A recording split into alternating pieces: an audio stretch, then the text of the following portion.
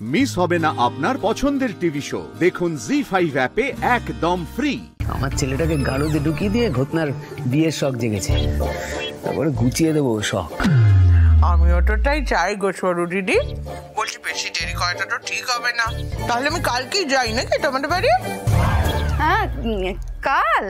আচ্ছা ঠিক আছে, কালকে আসো, ভালো ভালো ছবি নিয়ে আসবে। হ্যাঁ কৃষ্ণ ঘটকের কাছে আজে বাজে ছবি থাকে না গো।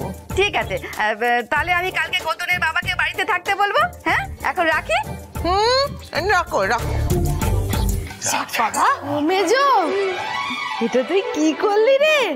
তুমি একটা করে জমিয়ে দিলি তো। এইবারে বুঝেছো বাদলি কেন তখন পানটা আনতে বলেছিল? কোথায় কি করতে হয় কখনো সখনো আমি একটু আধটু জানি, বুঝেছো?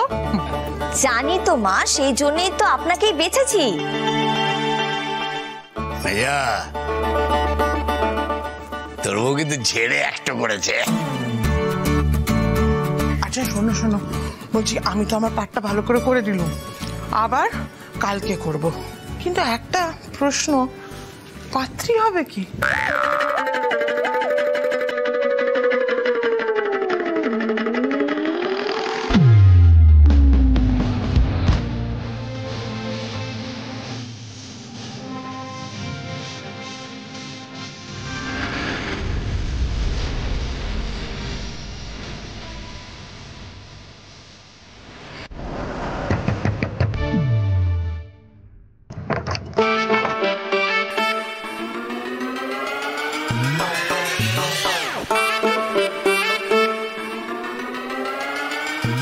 চাই আমি কৃষ্ণ ঘটক।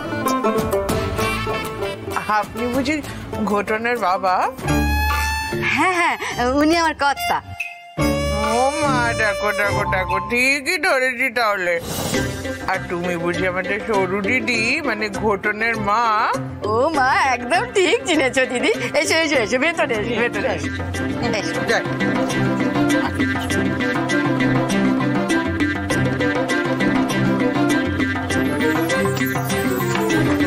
কি গো পর্ণা, মা পারবে তো? তোমার আমার চেয়ে বেশি ভালো করে পারবে, তবে আমাদের নজর রাখতে হবে। ওই কি নাম যেন ছেলেটার? ঘোতন। ঘোতনের মা তো খুব একটা সুবিধের মহিলা নন না, ঘোরেল মহিলা। তার সঙ্গে আছে আবার ওর বাবাও থাকবে। এবারে ফোনটা দাও। এই খেয়েছে, ফোনটা দেখতে চাইছে কেন? কিছু বুঝে গেল নাকি? জানতাম, আমি জানতাম ধরে ফেলবে। তারপর এখানে আমার মাথাটা ফাটিয়ে রেখে দেবে। বাবু রে, আর বোধহয় তোর সঙ্গে দেখা হলো না রে বাবু। পর্ণা, ওরা তো মাকে ঘরে ঢুকিয়ে দরজা বন্ধ করে দিয়েছে। আমার না খুব টেনশন হচ্ছে, যদি কোনো বিপদ হয়ে যায়। না, আমি একবার মাকে ফোন করে দেখি। আরে আরে, কি করছোটা কি তুমি? আরে কেন কেন মানে এটা কি? মা এখন ওদের গুহায় রয়েছেন। তুমি যদি ফোনটা করো, মা তো ফোনটা তুলে কথা বলতে পারবেনই না, উল্টে টেনশনে পড়ে যাবে। সেটা দেখে যদি ওনারা সন্দেহ করে তখন কি হবে বলো তো? এখন আমাদের অপেক্ষা করা ছাড়া আর কিচ্ছু করার নেই। দাঁড়াও, অপেক্ষা করতে হবে। এখন সবটা মায়ের হাতে।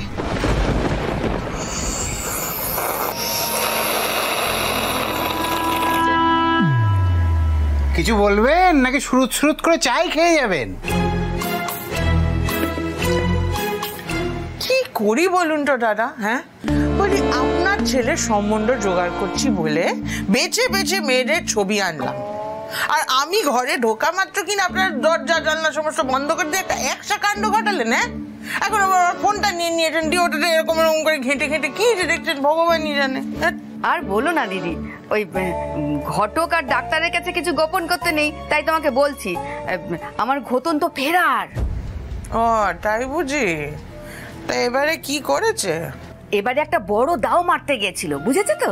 ওই ডাকাতি করতে গেছিল, কিন্তু পারেনি, কেস খেয়ে গেছে। শুধু তো নিজে কেস খায়নি মরকটটা, আমাদের বাড়ির ছেলেটাকে অকারণে কেস দিয়েছে। পুলিশ ফের মতন আমাদের পেছনে পড়ে রয়েছে, একবার তো রেডও করেছে বাড়িতে। সেই জন্য না দিদি, আমরা না বাইরের কাউকে বিশ্বাস করতে পারছি না।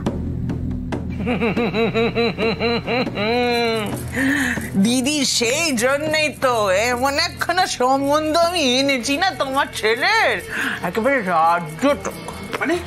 মানে হচ্ছে গিয়ে দাদা, বসিরহাট বসিরহাটের ডাকাত ফ্যামিলি, বনেদি ডাকাত ফ্যামিলির ছোট মেয়ে।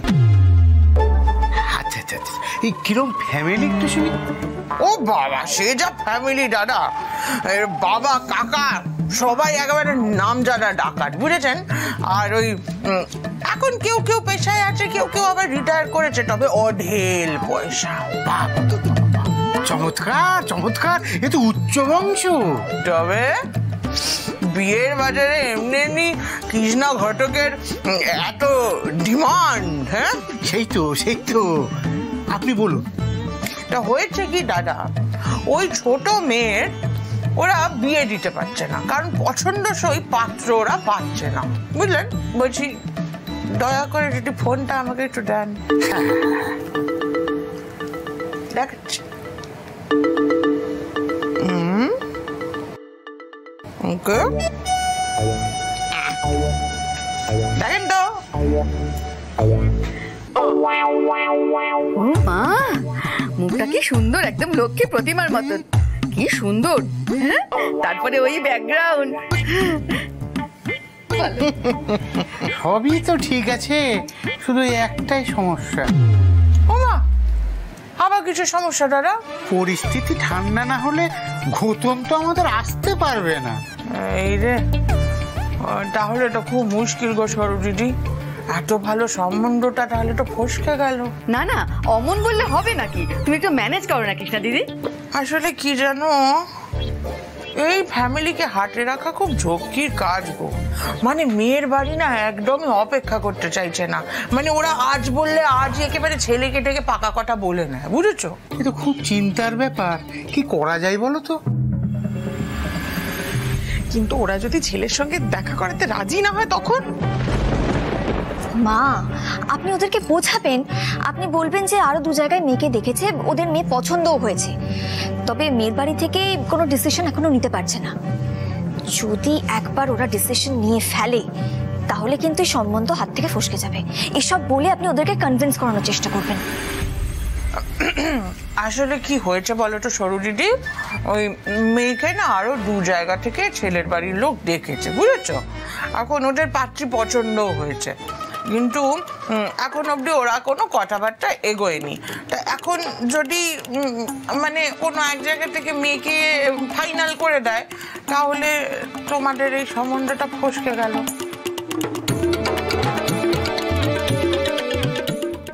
বাবা, কৃষ্ণা দত্তের অ্যাক্টিং, এবার তো এরা রাজি হতে বাধ্য।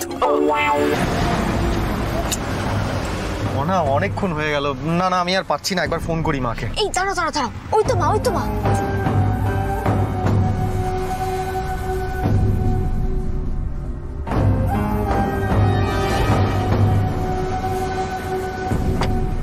মামা, তুমি ঠিক আছো তো? কেউ বোঝেনি তো কিছু? না, কেউ কিছু বোঝেনি। যাক বাবা, বলছি মা, তাহলে কাজ হয়ে গেছে তো? ওরা ওই বিয়ে অন্য জায়গায় ফাইনাল হয়ে যাবে এটা ভেবে ছেলেকে আজকে দেখাতে রাজি হয়ে গেছে। হ্যাঁ, জি5 ডাউনলোড করুন আর সব এপিসোড দেখুন একদম ফ্রি।